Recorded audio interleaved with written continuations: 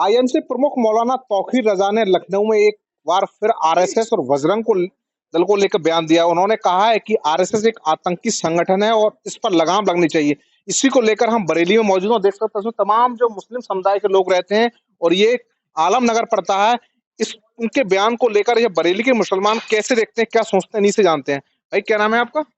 जी, मेरा नाम नदीम कुरैशी है। अच्छा कुरैशी साहब, जो आईएमसी के प्रमुख हैं मौलाना जी, उन्होंने एक बयान दिया है, आपने सुना भी होगा बयान। उस बयान का क्या माने है, क्या सोचते हैं उस लेके? देखिए, मौलाना तौकीर रज़ा साहब मुसलमानों के कायद हैं, वो कायद मिल्लत हैं और पूरी दुनिया का मुसलमान उनको फ़ॉलो करता है क्योंकि वो नबीर आला हज़रत हैं। मौलाना तौकीर रज़ा साहब ने कभी भी कोई बयान गलत नहीं दिया है। अगर उन्होंने कहा है कि आरएसएस और बजरंग दल और विश्व हिंदू परिषद इन जैसे संगठनों पे बैन लगाया जाए तो कुछ गलत नहीं बोला है, कुछ गलत नहीं बोला है क्योंकि अक्सर ये देखने को मिला है कि जो लोग आरएसएस को फॉलो करते हैं, जो लोग बजरंग दल को फॉलो करते हैं, जो लोग विश्व हिंदू परिषद को फॉलो करते हैं, वो मुसलमानों को नुकसान पहुंचाते ही पहुंचाते हैं। चाहे वो कोई इंसान अगर ट्रेन में बीफ लेके जा रहा होता है, मीट लेके जा रहा होता है तो उसको मारपीट करने का मसला हो, चाहे मॉब लिंचिंग का मसला हो, चाहे मस्जिदों में घुसकर मारने का मसला हो, चाहे हमारे मदरसों में घुसकर मदरसों के बच्चों को टारगेट करने का मामला हो, तो ये सब कुछ आरएसएस, बजरंग दल और विश्व हिंदू परिषद के जो संगठन है, ये जो संगठन इनको जो लोग फॉलो करते हैं, इस तरह की घटनाओं को वही अंजाम देते हैं। तो मौलाना तौकीर रज़ा साहब ने पहली बार ऐसा नहीं बोला है, हमेशा से वो बोलते चले आ रहे हैं कि अगर हमारे देश को बचाना है, हमारे देश को अगर आगे बढ़ाना है, तो आरएसएस, विश्व हिंदू परिषद और बजरंग दल जैसे संगठनों पे बैन लगाना बहुत ज़रूरी है। जैसा कि आज हालात हाज़िर पे अगर मैं बात करूँ, तो आप देख रहे हैं महाराष्ट्र के अंदर महाराष्ट्र के पूर्व मुख्यमंत्री नारायण राणे के बेटे नीतीश राणे, जो कि एक विधायक हैं, एक संवैधानिक पद पे बैठे हैं, वो एक कायराना एक बयान देते हैं कि मुसलमानों को मस्जिदों में घुसकर मारेंगे। तो क्या आज बीजेपी का ग्राफ इतना नीचे गिर गया है? वो बीजेपी के विधायक हैं, अपने आप को बड़ा नेता मानते हैं, इतना ग्राफ गिर गया है कि आप इस तरह के बयान दोगे वोट पाने के लिए कि मुसलमानों को मस्जिदों में घुस के मारा जाएगा? मुसलमान इतना कायर हो गया कि आप आओगे और मार के चले जाओगे, मुसलमान पिट लेगा। तो ये सब क्या है? इसके पीछे किसका हाथ है? क्या इसके पीछे आरएसएस और बजरंग दल जैसे संगठनों का हाथ नहीं है? भाई जब आरएसएस सपोर्ट करता है ऐसे लोगों को तभी तो इस तरह के बयान ये लोग देते हैं। क्या हम ये मान लें कि वो जो नारायण राणे के बेटे जो नीतीश राणे हैं, वो जो ये बयान दे रहे हैं कि मुसलमानों को मस्जिदों में घुस के मारा जाएगा, तो ये उनका अपना निजी बयान है या बीजेपी का बयान है? और अगर वो बयान बीजेपी का है तो नालत है उन बीजेपी के मुस्लिम लीडरों पे जो अब तक बीजेपी में बने हुए हैं, अपने पदों पर बने हुए हैं। उन सबको बीजेपी छोड़ देना चाहिए और बीजेपी से बहिष्कार कर देना चाहिए बीजेपी का। तो क्या माना जाए कि इस सरकार में मुसलमान को दबाया जा रहा है? क्या इस टाइप का भी आप लोगों के दिमाग में है कि साहब इस तरह से कि मतलब बीजेपी की सरकार है, मुसलमानों के साथ में इस तरह का किया जा रहा है, ये है क्या? हाँ, एक तरफ देखिए, एक तरफ प्रधानमंत्री नरेंद्र मोदी जी सबका साथ, सबका विकास, सबका विश्वास की बात करते हैं। लेकिन प्रधानमंत्री मोदी जी को खुद बीजेपी के लोग फॉलो नहीं कर रहे। बीजेपी से के साथ में जो संगठन है, कुछ हिंदू संगठन, वो लोग फॉलो नहीं कर रहे। मोदी जी की बात नहीं मान रहे।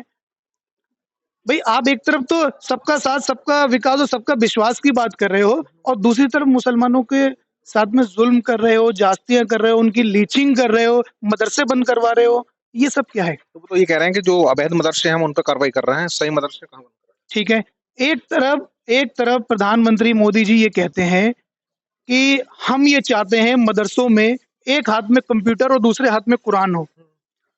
मोदी जी का कहना है, हमारे प्रधानमंत्री हैं देश के, उनका कहना है कि एक हाथ में कुरान, एक हाथ में कंप्यूटर हो। लेकिन दूसरी तरफ यूपी के अंदर 8 से 9,000 मदरसे आपने ये कहकर बंद कर दिए कि वो अवैध हैं। अगर वो अवैध है तो उनको मान्यता क्यों नहीं दी गई? उनको मान्यता दीजिए ना। आप भी चाहते हो ना कि मुसलमान आगे बढ़े, एजुकेशन में आगे बढ़े, तो इसके लिए आप क्यों कुछ नहीं करते? आपने तो उन्हें अवैध करार करके उन्हें बंद करा दिया। एक तरफ आप कहते हो कि मदरसों में गलत शिक्षा दी जाती है, मदरसों में आतंकवादी बनाए जाते हैं। कौन कह रहा है? ये बीजेपी के लोग कहते हैं। और एक तरफ प्रधानमंत्री जी ये कहते हैं कि हम कंप्यूटर और कुरान, एक हाथ में कुरान, एक हाथ में कंप्यूटर देना चाहते हैं मदरसे के बच्चों को। आपका क्या नाम है भाई?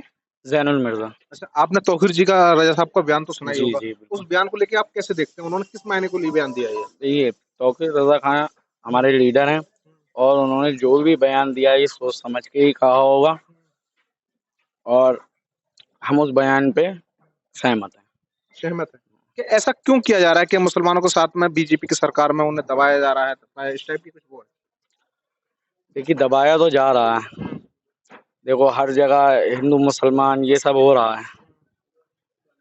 इस पे बीजेपी को ही मतलब जो नेता हैं बीजेपी के अगर जो हिंदू भाई हमारा जो भी है कोई अगर वो मुसलमान के साथ गलत कर रहा है, तो बीजेपी का जो नेता है कहीं पे जैसे यहाँ पे भाई सांसद विधायक जो भी हैं, तो उन लोगों को एक्शन लेना चाहिए उन लोगों पे। नहीं तो अब जैसे बुलडोजर की बात करी जाए तो मुसलमानों पर भी चला है, हिंदुओं पर भी चला है, तो कहाँ दबाया कुचला जा रहा है आप लोगों को? ये अभी से चला है और अभी ज़्यादा तक कितने एक ही अभी जो मिनी बाईपास पे हुआ था ये, इस पे ही चला है बस। उसके बाद जो बुलडोज़र चले हैं ज़्यादातर मुसलमानों के ही घरों पे चले हैं। अच्छा। हाँ। आपका क्या नाम साहब? मेरा मखदूम बेग नाम है और सबसे पहली बात तो ये है कि हज़रत मौलाना तौक़ीर मियाँ साहब के बयान का मैं समर्थन करता हूँ। उन्होंने जो कुछ भी कहा है बिल्कुल ठीक कहा है, चाहे विश्व हिंदू परिषद हो, आरएसएस हो, जो कुछ भी उन्होंने बयान दिया है बिल्कुल सही बयान दिया है। ये सब लोग जो है देश का माहौल ख़राब करने के काम कर रहे हैं, इसलिए उन्होंने इस बयान को दिया है। और दूसरी बात ये है जो मुसलमानों के दबाने की बात है सरकार की, तो मुसलमान को दबाया नहीं जा रहा है, बल्कि मुसलमानों का डर दिखा के हिंदू समाज को लूटने का काम कर रही है सरकार।